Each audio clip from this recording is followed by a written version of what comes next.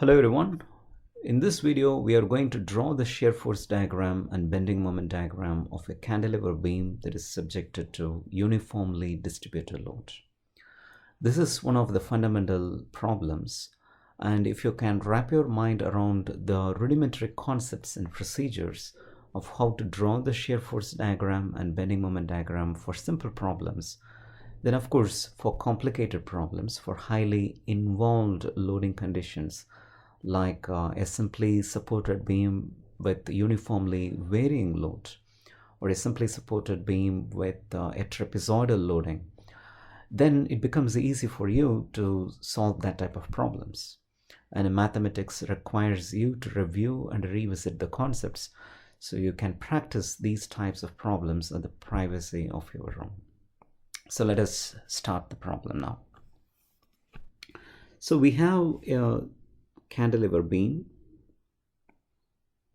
The first reason why you call this as a cantilever beam, the reason why you call this as a beam, first of all, is because one of the dimensions is highly pronounced compared to the other two dimensions. You can see in this case, the length of the beam is highly pronounced compared to the height, and compared to the depth, the length is highly pronounced. And also remember that in any type of beam, if it is going to be of rectangular cross-section, then make sure that the height of the beam is greater compared to the breadth of the beam, because you know the formula for moment of inertia, I is equal to bh cubed by 12. So if the height is greater than the breadth, the beam shows greater resistance to bending. Okay. Now, what is the stuff that is going to act on this beam? Well, it is subjected to uniformly distributed load. So let me represent that by this yellow squiggles. Well, that represents the uniformly distributed load. And it should have a unit. And the unit is W, which is the rate of loading. So it is a Newton over meter. So if you take 1 meter, then the load that is acting, that is spread over 1 meter, is W newtons. So that's the meaning. So if we have to think in terms of numbers, say for example, if it is 10 Newton per meter, of course it's going to be a very small value, 10 Newton per meter. Then over a span of 1 meter, the load that is distributed is 10 Newtons. Approximately the weight of one apple is 1 Newton. So you may want to imagine that as 10 apples spread over a span of 1 meter. So that's an exercise for your imagination. Okay, now let us draw the shear force diagram and bending moment diagram. So let me extend these two lines. So I'm going to draw my shear force diagram here. And I'm going to draw my bending moment diagram here. You can see that this is the datum line for my shear force diagram, SFD. And this is the datum line for my bending moment diagram, BMD. Not a big deal. The first step to draw the shear force diagram and bending moment diagram is to discern a section like this. Maybe you can call this section as section XX. You can give names to the edges of the beams. You can call this point where the beam is fixed as point A, and the point where the beam is free as point B. And all I have done is I have discerned a section XX. Let us say that I have done that at a distance of, say, X from the left-hand side. Okay. Now I'm going to draw the shear force diagram, but before I do that, I have to derive the expression for shear force diagram to find out how the shear force diagram would vary across the length of the beam. The way I do that is by finding the shear force at the section XX. So at the section XX. Now how do you find the shear force at the section XX? Very simple. The shear force at the section XX is computed by finding all the forces that are acting on the right-hand side of the section. So please tell me, what is the total force that acts on the right-hand side of the section? For that, you need to know this length, which is L minus X. I'm using capital L. Okay, small l is equal to capital L. Okay.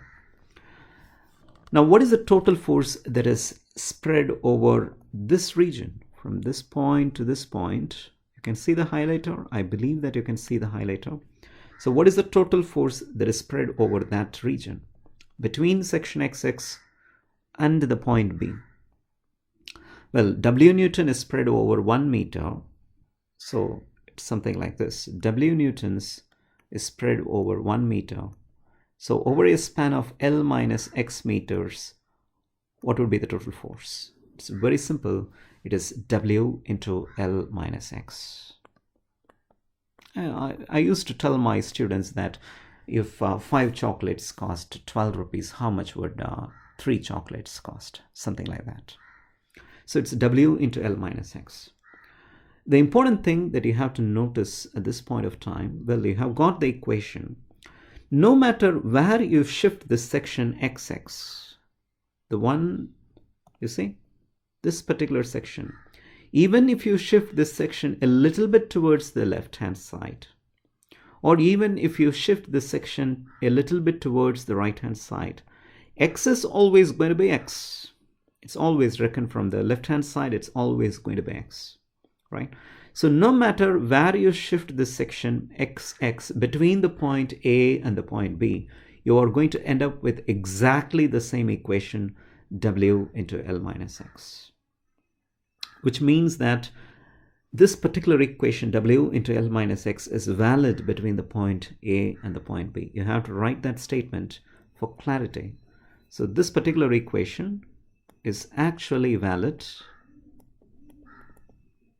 between the points A and the point B. Suppose if there is a point load that acts between the point A and the section XX, then the equation would not be valid between the point A and B. It would just be valid between the point load and the section XX. So that's a bit of involved problem that we will see in the next video. Okay. The second statement that I have to write is, well, this is an equation for a straight line because there are no quadratic terms, there are no cubic terms.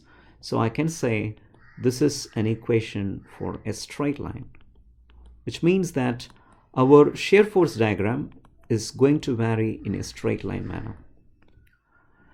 The next step is I'm going to find out the value of the shear force at the point A. Now at the point A, the value of X becomes equal to 0. All I have to do is take this value of X as 0 and plug it in this equation. So what is that I'm going to get? If I take the value of X as 0 and plug it in this equation, the value of shear force at the point A is going to be W into L. Well, the unit is going to be Newton. And I'm going to write that I consider all the forces on the right-hand side. This R here that I'm writing stands for the right-hand side.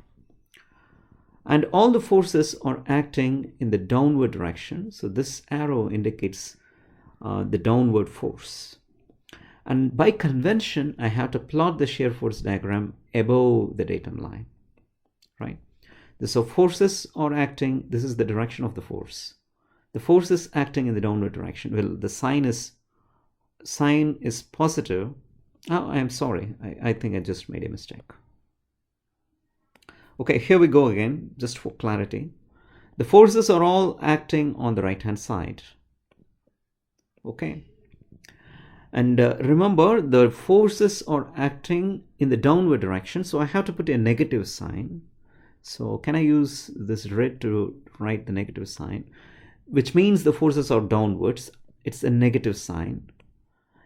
If you consider the forces on the right-hand side and the force magnitude is in negative, please plot the shear force diagram above the datum line by convention.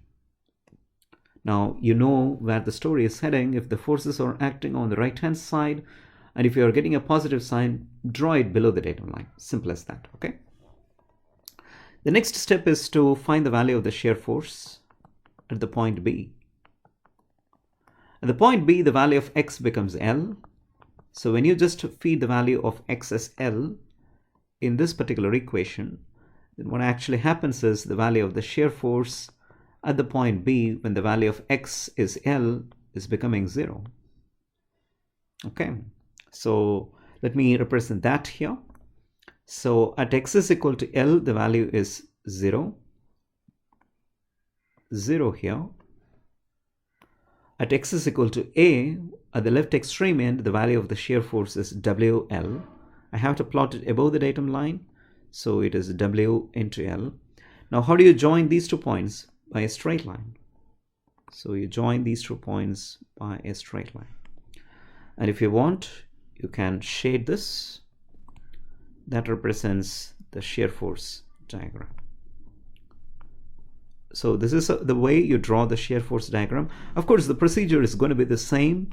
This is the way you draw the shear force diagram for any type of beam. Okay, the methodology I'm saying.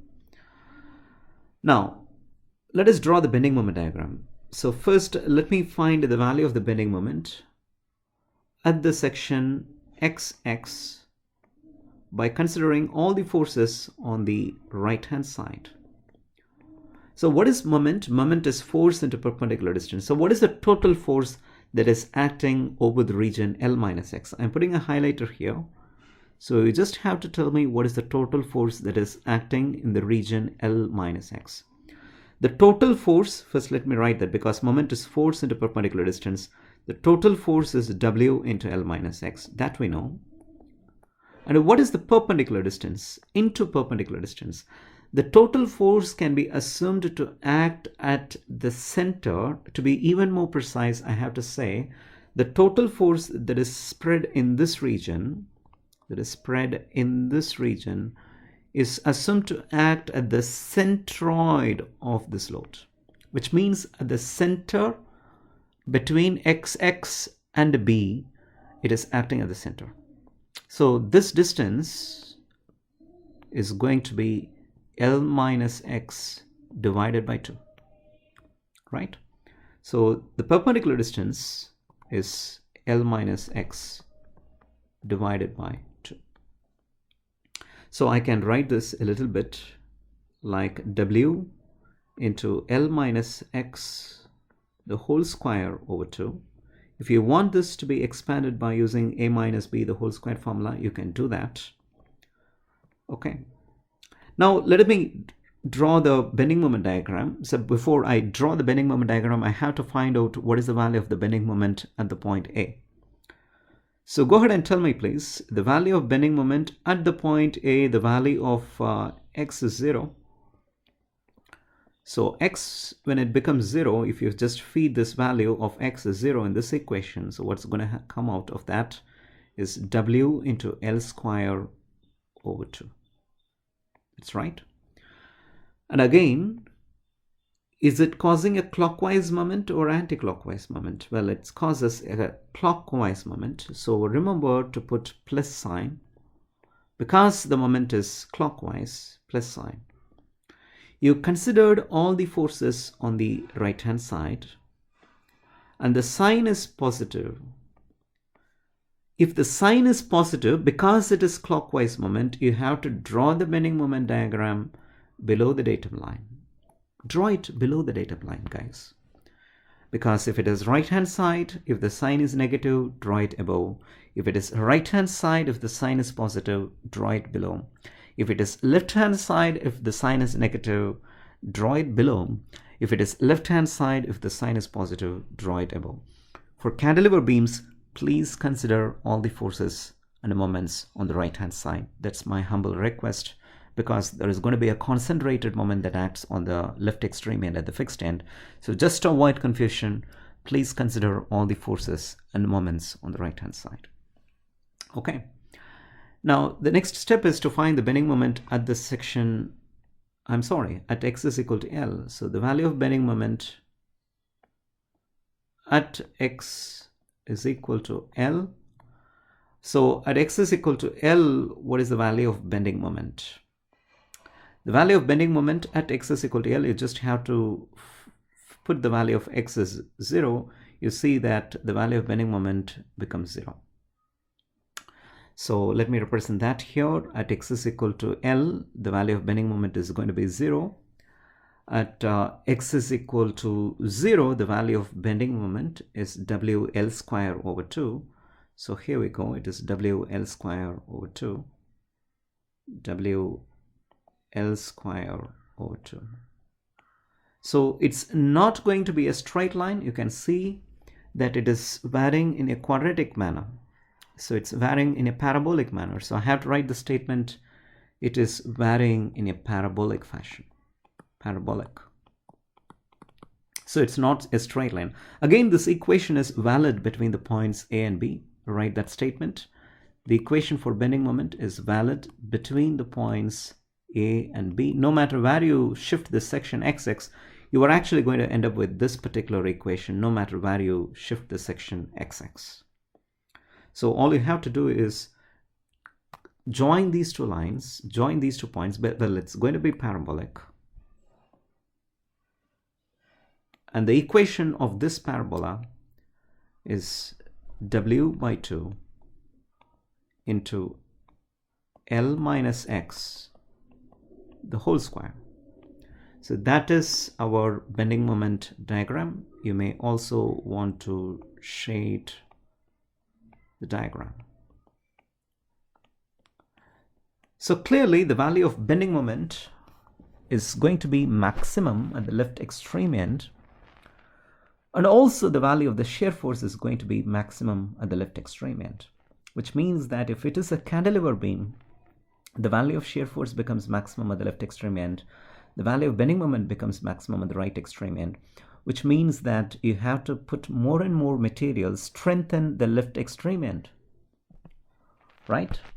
Because this is where the beam has a greater chance of failure.